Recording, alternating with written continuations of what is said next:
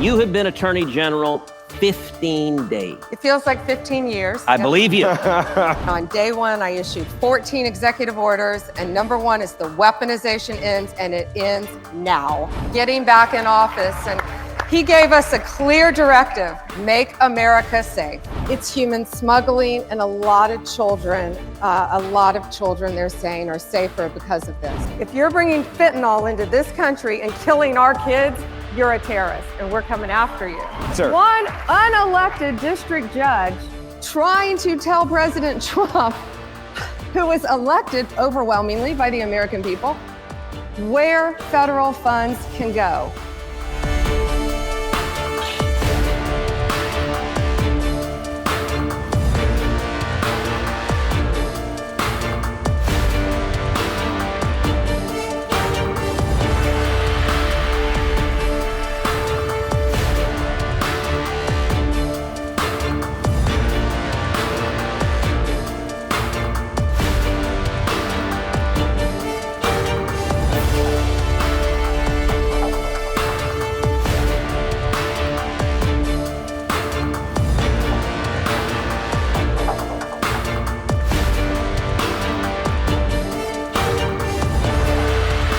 If you're bringing fentanyl into this country and killing our kids, you're a terrorist, and we're coming after you. 300 a day is the average that are dying in this country right now. When you took this job and you hear that number and you saw the inaction from the last administration, how angry did that make you? So angry. You know, I was state AG before I became United States Attorney General, and fentanyl was really just coming on the market. And now with this horrible open border policy just flowing across our borders and killing kids, killing adults every single day. And it's criminal that no one was doing anything to stop it. I can't comprehend how any administration, progressive nor conservative, how any administration could tolerate that and let that happen. And it ended day one with Donald Trump when he shut that border. I was at the border back in September. I went with Laura Trump and Morgan Ortega. Yep. And we were in Yuma, Arizona. And I saw firsthand, there is nothing humanitarian that was happening at that border. Nothing. They have a rape tree where they're raping women as they're coming into this country.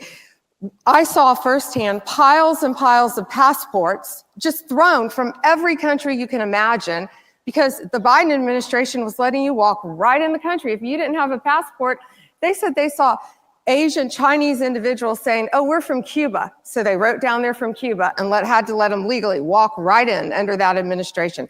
But the drugs, the trafficking, I learned a new term, disposable child. The customs, the border patrol agents told me that they saw a little boy and they kept recognizing the same little boy over and over and over coming in.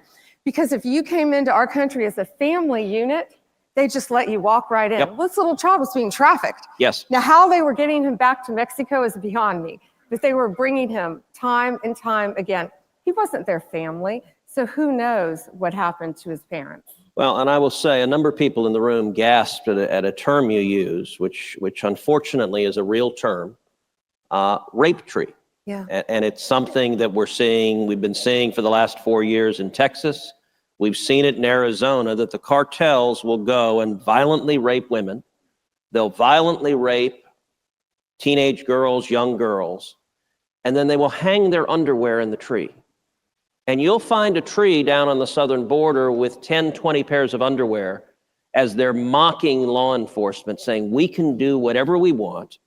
And for 4 years, the Biden Justice Department, they just turned a blind eye and they facilitated it. You know, you talked about the kids. So they had a policy. If you arrive with a kid, it's essentially a get out of jail free card.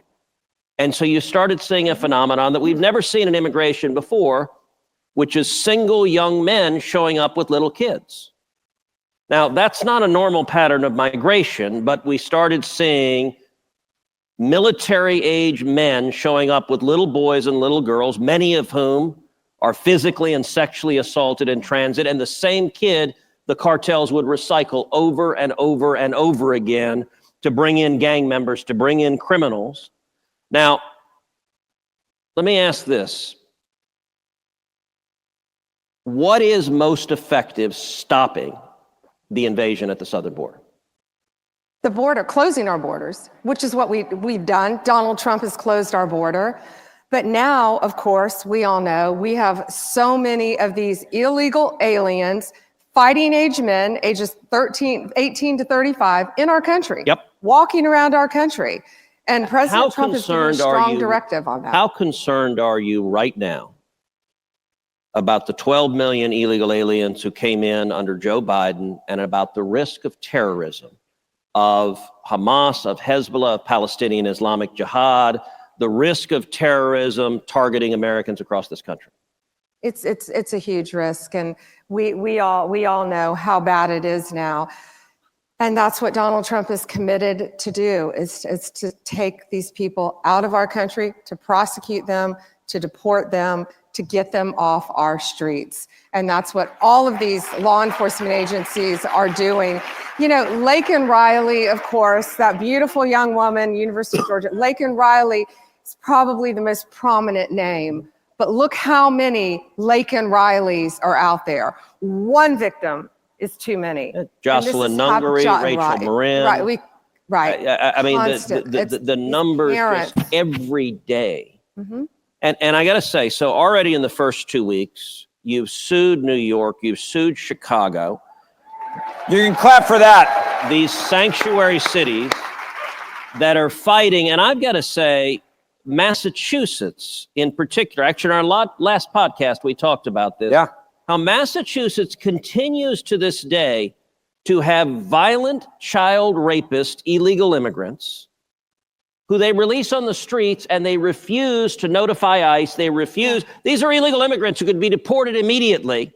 And the Massachusetts officials take criminals who violently rape little kids. Let me ask you, what is your message to a mayor, to a local official who wants to defy federal immigration law? Well, our message is very clear. I sued Illinois first, Chicago, first day, and I gave a very strong warning. If you don't comply with the law, you're next. And guess who didn't listen? New York. Kathy Hochul got sued. They all got sued in New York. And if you don't follow the law, you're going to be next, because we are going to get violent criminals off our street. And, you know, Senator, it's more than that. They are endangering the lives of our great men and women in law enforcement. Yes. That's what people don't understand. When you're hiding illegal aliens from law enforcement, you're endangering their lives. It's gonna stop. So let me ask you, 2 weeks into it, you've been at DOJ. What's your assessment? Is it as bad as you thought it would be? Is it better? Is it worse? It's worse. Of course, it's now worse. You inherited chaos. Worse meaning, that department had completely lost its mission of fighting violent crime. Look what they did to President Trump. Look at the weaponization, and weaponization ended. And the deep state is very real. I think all of you in this room know that. It's very real. And people trying to undermine everything you're doing. You know, 3 weeks into it, I went in one department and found huge 20 by 20 glossies of Joe Biden, Merrick Garland, and Kamala Harris still hanging up in my office. They're gone. They're gone. They're gone. And guess what's replacing it? A very handsome photo of a man named Donald Trump is in place right now. Not the one in the hallway, right? That picture? That one. That one, okay, I like that one. That one's replacing.